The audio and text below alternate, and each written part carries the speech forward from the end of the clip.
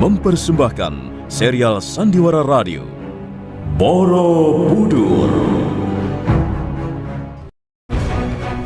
Di tanah Jawa, saat kerajaan Mataram kokoh berdiri, setindak demi setindak, perlahan namun pasti, berdiri megah sebuah bangunan suci, Borobudur. Diangkat dalam serial Sandiwara Radio dengan kisah Kabut Pelangi di Mataram. Naskah karya Edi Dosa. Ide cerita Pinandita dan S. Tijab. Para pelaku Petrus Urspon sebagai Gunadarma, Bambang Suryo sebagai Busutarai, Insan Kautsar sebagai Risang Janaka, Nugraha sebagai Busudandai, Novi sebagai Kencana Jingga, Desi Indah sebagai Gandu, Devi Kurnia sebagai Dewa Kinara, Dewi Ayu sebagai Diah Lokapala, Wiwi sebagai Dewi Manohara, Elias sebagai Purnawijaya. Dibantu oleh Ari, Guritno, Ashari, Edi Juni, Rifki, Pripanggi, Sulis, Teti, Arif, Eni, dan sederet bintang sandiwara radio lainnya. Pembawa cerita Asdi Suhastra. Sutradara Edi Dosa.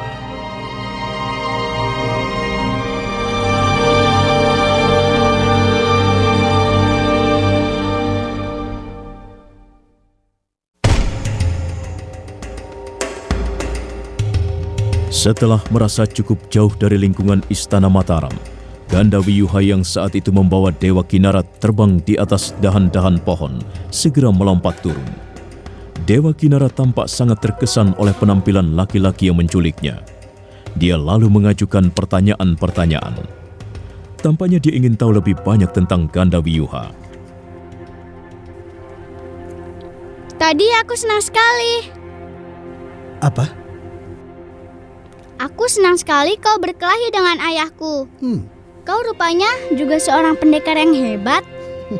Tapi kau belum bisa mengalahkan ayahku, bukan? Dia Rakai Pikatan, memang seorang jawara yang mumpuni.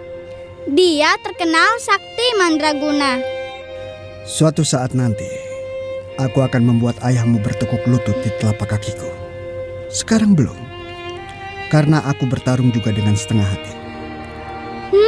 Apakah orang-orang Selendra senang menjadi pendekar? Iya, kebanyakan mereka pendekar, baik di darat maupun di lautan. Orang-orang Selendra adalah orang-orang yang gagah berani. Kami tidak pernah gentar menghadapi siapapun. Kami adalah bangsa perantau.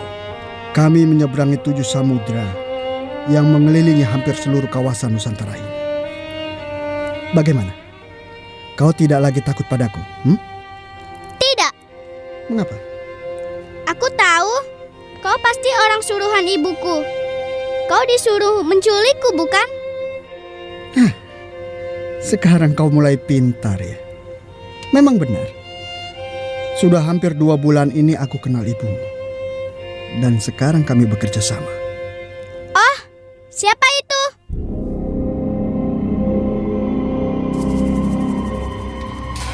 Ganda Wiyuha menoleh. Dia melihat dari balik pokok-pokok pohon yang gelap muncul sosok bayangan laki-laki. Tampaknya laki-laki itu sudah cukup tua, terlihat dari punggungnya yang agak bungkuk. Ganda Wiyuha segera siap siaga. Dewa Kinara ditarik dan disuruh berdiri di belakangnya. Siapa orang itu? Kau diam saja. Awas, jangan macam-macam.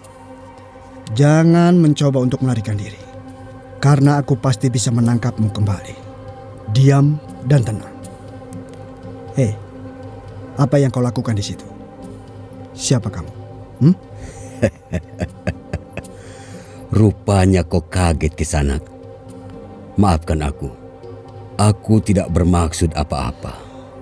Kalau tidak bermaksud apa-apa, pasti kau tidak membuntuti aku. Kau pikir aku tidak tahu? Aku hanya ingin mengambil apa yang menjadi hak dan tanggung jawabku. Apa kita sudah saling kenal? Mengapa kau tutup mukamu dengan cadar? Apakah kau pendekar sewaan Rakai Pikatan? Pertanyaanmu banyak sekali di sana. Tapi aku hanya bisa memberikan keterangan sedikit saja.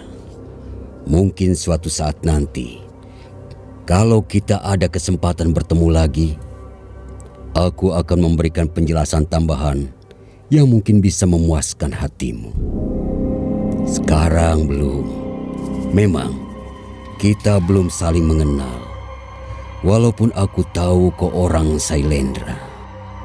Urusanku di tempat ini tidak ada sangkut pautnya denganmu. Lalu apa yang kau inginkan? Anak muda yang ada di belakangmu itu. Dewa Kinara? Kau tidak punya hak membawa anak itu pergi. Apa urusanmu? Kau juga tidak punya hak menentukan apa yang menjadi hakku. Sudahlah Patua. Kalau memang kau tidak punya urusan dengan pribadiku, lebih baik pergi sana. Jangan ganggu aku. Baik. Aku akan segera pergi, tapi dengan membawa anak muda itu. Apa yang kau lakukan? Ha?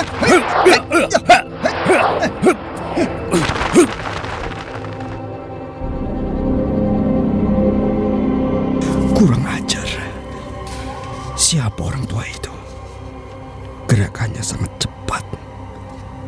Aku belum sadar apa yang akan dilakukan. Tapi tiba-tiba saja Dewa Kinara sudah dibawa kabur. Setan alas. Rupanya Mataram tempat pendekar-pendekar ulu. Apa aku harus mengejarnya? Tidak mungkin. Dia pasti akan berlari lebih cepat dariku. Tidak mungkin aku bisa menyusulnya. Lalu, bagaimana nanti kalau Rakai Watan bertanya soal ini?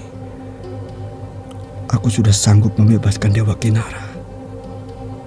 Tapi sekarang bocah kemblung itu malah diculik lagi sama orang lain yang aku tidak tahu orang dari mana. Namanya siapa dan maksudnya apa? Macam-macam saja. Setan alas. Dengan gusar, akhirnya Ganda Wiyuha meninggalkan tempat itu. Lewat tengah malam dia sudah tiba kembali di rumah Rakai Watan. Dia segera menemui wanita cantik itu dan mereka bicara di ruangan pendopo.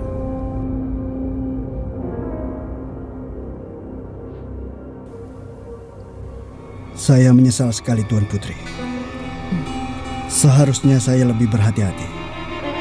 Kalau saja saya tidak lemah, pasti Dewa Kinara bisa saya bawa kemari. Tapi luar biasa. Belum pernah selama ini saya melihat orang mampu bergerak secepat itu. Dia benar-benar pendekar tangguh. Usianya sepertinya sudah cukup tua. Tapi tenaganya mungkin lebih besar dibanding 10 ekor gajah. Seperti apa orangnya? Tidak begitu jelas Tuan Putri. Karena gerakannya sangat cepat dan suasana cukup gelap. Saya hanya melihat dia menyambar Dewa Kinara seperti seekor Garuda yang besar. Sekarang semuanya menjadi lebih rumit. Persoalan ini menjadi lebih ruwet Kakang Ganda Wiyuha. Tuan Putri Rakai Watan tidak usah khawatir. Sepertinya orang itu tidak bermaksud jahat pada Dewa Kinara. Iya, tapi kita belum tahu nasib Dewa Kinara dan kemana kita harus mencarinya.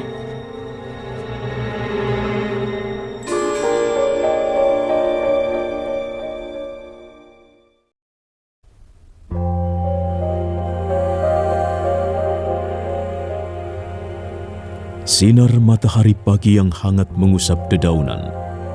Dewa Kinara terbaring di sebuah ruangan yang cukup nyaman.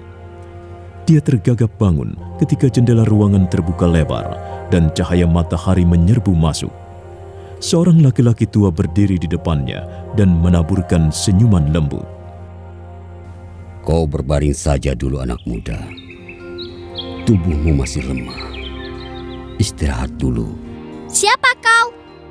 Tentu saja kau lupa kepadaku karena sudah lama tinggal di istana. Tapi coba pandang aku baik-baik. Dulu waktu kau masih kecil, kau beberapa kali datang ke tempat ini. Kau senang bermain-main di halaman itu, memungut kembang-kembang jambu, kemudian berlari-lari di pinggiran sungai di belakang pondok ini. Kau senang sekali menjala ikan bersama anak-anak kecil di sekitar tempat ini. Sebentar, Sepertinya kau sudah mulai ingat. Ayo, siapa? kakek Mahamuni kan? Ingatanmu rupanya masih cukup baik, Dewa Kinara. Kakek yang membawaku kemari. Iya, siapa lagi? Bukankah lebih nyaman tinggal di sini daripada di ruangan penjara sana? Oh, terima kasih, Kek. Kakek Mahamuni telah membebaskan saya. Tapi semua ini memang kesalahan Pramudawardhani. Saya tidak salah apa-apa, Kek. Saya hanya berkelahi dengan Lokapala. Hampir saja anak muda yang sombong itu saya paksa bertekuk lutut. Tiba-tiba ibunya datang marah-marah. Lalu dia memerintahkan prajurit-prajurit menangkap saya dan menjebloskan saya ke ruangan penjara. Bukankah ini perbuatan yang tidak adil, Kek? Soal adil atau tidak adil harus diperiksa dulu, Dewa Kinara. Tapi karena kau cucuku, maka aku harus berbuat sesuatu. Aku tidak bisa tinggal diam. Belum lama ibumu kemari dan menceritakan semuanya. Setelah kupikir-pikir, sebaiknya aku harus merasa kasihan kepadamu. Karena itu, aku bertekad untuk membebaskanmu dari penjara. Tapi ingat, Dewa Kinara, perkaramu itu belum selesai dengan Lokapala. Kek, aku tidak mau kembali ke Mataram. Aku mau di sini saja bersama kakek. Loh, pasti ibumu tidak memperbolehkan. Pondok sederhana ini bukan tempat tinggalmu, Dewa Kinara. Tapi aku senang di sini, Kek. Aku ingin belajar kanuragan pada kakek Mahamuni. Boleh ya, Kek? Untuk apa ilmu kanuragan? Bukankah sudah banyak guru disediakan untukmu di sana? Tapi mereka semuanya tidak becus, Kek. Tidak ada yang hebat seperti kakek Mahamuni. Mereka hanya pendekar-pendekar kacangan. Saya lebih senang berguru pada kakek Mahamuni. Ajari aku ya, Kek. Ajari aku supaya aku bisa menjadi orang sakti mandraguna seperti kakek Mahamuni. Untuk apa menjadi orang sakti mandraguna? Hanya akan memperoleh banyak musuh saja hasilnya. Sudahlah Kinara, jangan pikir macam-macam. Kau boleh tinggal di sini barang beberapa hari. Tapi setelah itu, kau harus kembali ke Mataram ya. Kakek, masa ilmu kakek yang tinggi tidak boleh dipelajari cucunya sendiri? Aku punya hak mewarisi ilmu kakek Mahamuni. Iya, boleh. Boleh saja kau mempelajari ilmu kakekmu. Tapi tidak sekarang. Tidak dalam waktu dekat ini. Lalu, kapan, Kek? Kapan aku boleh belajar? Nanti kita cari waktu dan kesempatan yang baik. Dan hal ini harus aku bicarakan dulu dengan ibumu. Juga dengan Bu Sudandai yang selama ini merawat serta mengawasimu.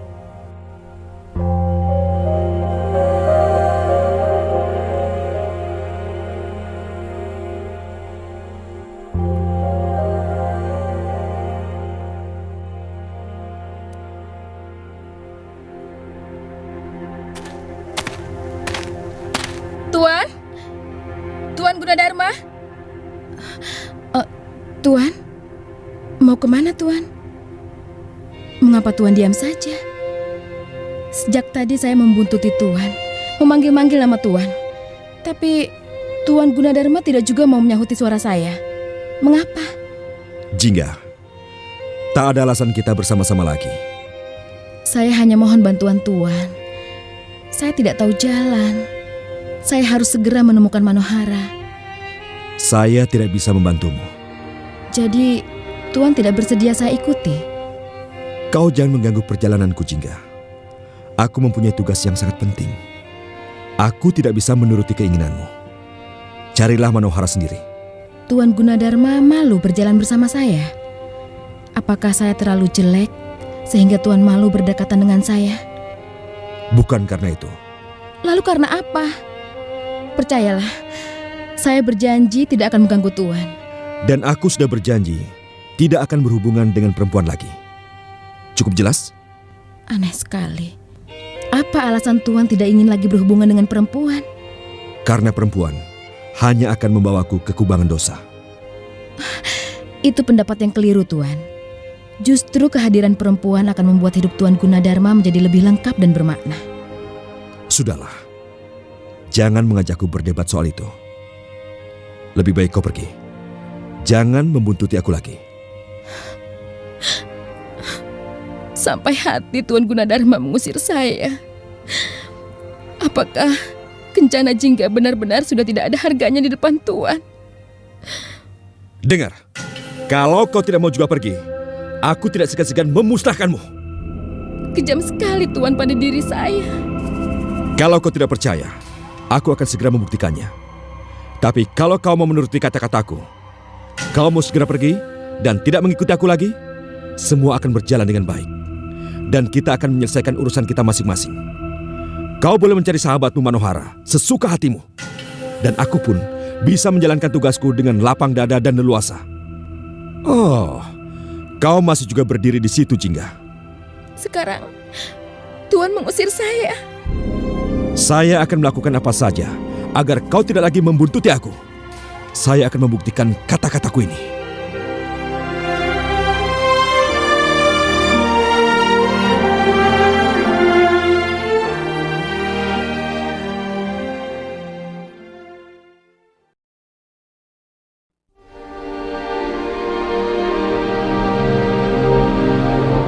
Kencana Jingga menatap sendu ke wajah Gunadarma. Setetes air mata jatuh mengalir di pipinya yang lembut. Perlahan dia seka air mata itu. Hati Gunadarma menjerit pilu karena berbuat kejam, apalagi pada seorang wanita, bukanlah watak pribadinya. Nah, bagaimana kisah selanjutnya? Saudara pendengar, ikuti terus serial Sandiwara Radio ini, Borobudur, dalam episode Kabut Pelangi di Mataram.